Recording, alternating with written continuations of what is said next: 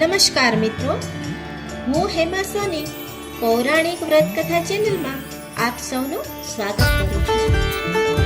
આપણી પ્રાચીન હિન્દુ સંસ્કૃતિ મુજબ હિન્દુ મહિનામાં ચૈત્ર માસથી નવું વર્ષ શરૂ થાય છે. તો ચૈત્રથી ફાગણ મહિના સુધી એટલે કે 12 મહિનામાં 24 અગિયારસ આવે છે. એટલે કે એક મહિનામાં 2 અગિયારસ આવે છે.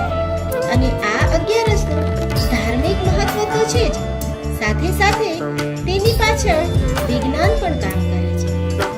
તો આ અગિયારસ કરવાથી, તેની કથા અને તેનું મહત્વ સમજવાથી આપણને માનસિક તો લાભ થાય છે, તેમજ શારીરિક પણ લાભ થાય છે. તો ભક્તજનો, જો આ કથા સાંભળવામાં અને તેનું મહત્વ સમજવામાં આપણને મજા આવે તો આ ચેનલને જરૂરથી લાઈક, શેર અને સબસ્ક્રાઇબ કરશો. શ્રી ગણેશાય નમઃ.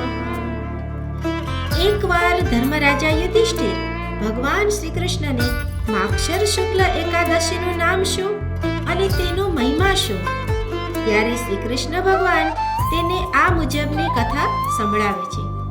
પુરાણ કાળમાં વૈખાસન નામનો રાજા ગોકુળ નગરીમાં રાજ કરતો હતો.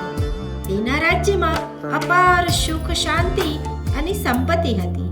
વળી તેના રાજ્યની પ્રજા ખૂબ જ ધર્મનિષ્ઠ અને સદાચારી હતી. રાજા પ્રજાને ખૂબ જ પ્રિય હતો.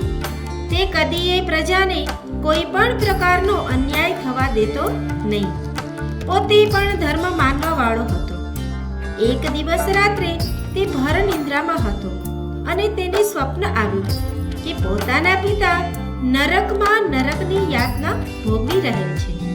આથી આખી રાત રાજા ઊંઘી શક્યો નહીં. સવાર થતાં જ તેણે વિદ્વાન બ્રાહ્મણોને બોલાવ્યા અને સ્વપ્નની વાત કહી. તેનો ભેદ જાણવા માંગ્યો.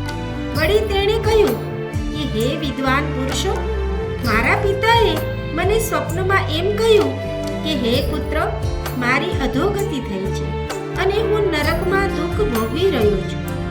જેથી કોઈ પણ હિસાબે તું મારો આ દુઃખમાંથી ઉદ્ધાર કર. હે પ્રિય વર્યો, જ્યારથી મેં મારા પિતાને નરકના દુઃખ ભોગવતા જોયા છે, ત્યારથી મારા જીવને જરાય ચેન નથી. મને આ રાજવૈભવ, સુખ, ચેન વગેરે જોઈને અણગમો અને દુઃખ થાય છે. વળી મને એ વાતનું પણ દુઃખ સતાવે છે કે મારા જેવો પુત્ર હોવા છતાં મારા પિતાજીની આ હાલત. માટે હે વિદ્વાન પુરુષો, મને કોઈ ઉપાય બતાવો કે જેથી હું મારા પિતાને નરકની યાતનામાંથી મુક્ત કરાવી શકું. રાજાના દુઃખભર્યા વચનો સાંભળી વિદ્વાનોએ કહ્યું કે હે મહારાજ, સુપુત્ર હોય તે પિતૃઓનું દુઃખ રહેવા જ ન દે. એ વાત સ્વાભાવિક છે, પરંતુ અમને આ બાબતે જરાય જ્ઞાન નથી. પરંતુ અમે આપને લઈને પર્વત ઋષિના આશ્રમે જવા માંગીએ છીએ.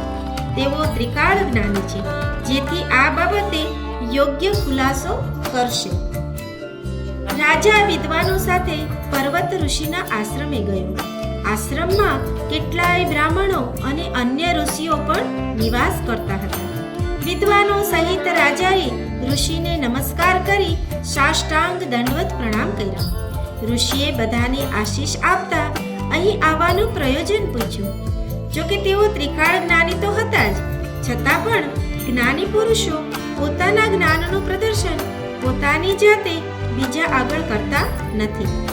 જવાબમાં રાજાએ પોતાના પિતા નરકવાસની યાતના દુઃખભરી વાત કહીને તેનો ઉપાય બતાવવા વિનંતી કરી. જવાબમાં રાજાએ પોતાના પિતાની નરકવાસ યાતનાની દુઃખભરી વાત કહીને તેનો ઉપાય બતાવવા વિનંતી કરી.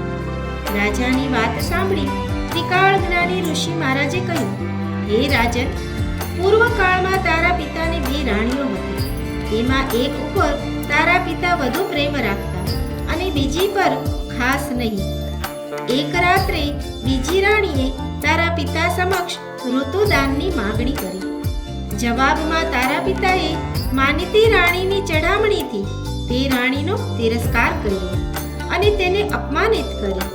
તારા પિતાની આ બીજી રાણી પતિવ્રતા અને ધર્મનિષ્ઠ સન્નારી હતી. રાજાએ કરેલા વ્યવહારથી એની આ આંતરડી કકડી અને તારા પિતાને એની કકળતી આંતરડીની હાય લાગી ગઈ, જેથી તારા પિતા મૃત્યુ પછી નરકની યાતના ભોગવે છે. પરંતુ હવે તે સમય પૂરો થવા આવ્યો છે. હું તને એક વ્રત કરવા સૂચવું છું, જેના ફળ રૂપે તારા પિતાની નરક યાતનામાંથી મુક્તિ થશે. હે રાજન, તમારા પિતાના મોક્ષ માટે તમે ભગવાન શ્રી વિષ્ણુને ખૂબ જ અધિક પ્રિય એવી મોક્ષદા એકાદશીનું વ્રત કરો. આ એકાદશી માગસર સુદ 11 કહેવાય છે. આ દિવસે ઉપવાસ કરી વ્રત કરવું અને એ વ્રતનું ફળ તમે તમારા પિતાને અર્પણ કરો, જેથી તમારા પિતા મોક્ષદા એકાદશીના વ્રતના અર્પણ કરેલા ફળના કારણે નરકની યાતનામાંથી મુક્તિ મેળવશે અને વૈકુંઠ લોકમાં જઈ વાસ કરશે. ઋષિની આજ્ઞા લઈ રાજા નગરમાં પાછો આવ્યો અને માગસર સુદ 11 આવતા જ સમગ્ર રાજ પરિવાર સહિત 11નું વ્રત કર્યું અને તેનું ફળ પિતાને અર્પણ કર્યું.